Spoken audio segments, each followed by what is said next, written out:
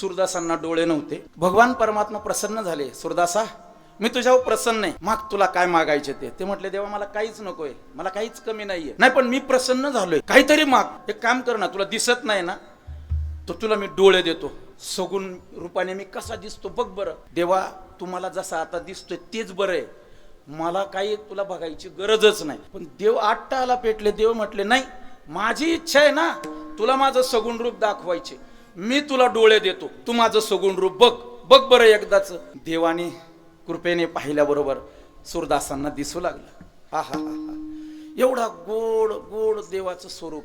आणि सूरदासांच्या डोळ्यात पाणी आलं महाराज. भगवंताचं स्वरूप पाहिल्यावर एवढा लाघव, एवढा कोमल, एवढा निरागस चेहरा देवाचा.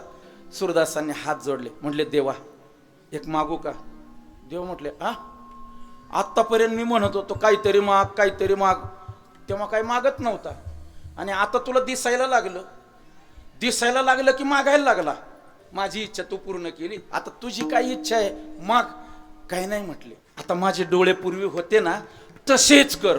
ते म्हटले पहिलाच माणूस बघतोय मी, एवढं सुंदर तुला मी डोळे दिले, एवढी सृष्टी पाहायची तुम्ही, आणि तुम्ही म्हणताय माझं पहिल्यासारखं नाही. देवा तुझं स्वरूप पाहिलं ना, आता माझी कसलीच इच्छा राहिली नाही. परमार्थातलं एकदा मिळालं की दुसरं प्राप्त करायची इच्छा शिल्लक राहत नाही. हल्ली परमार्थात असमाधानी काय तर साधनेत बिघाड नाही, तर साधना करणारा बिघाडलाय म्हणून समाधानी नाही.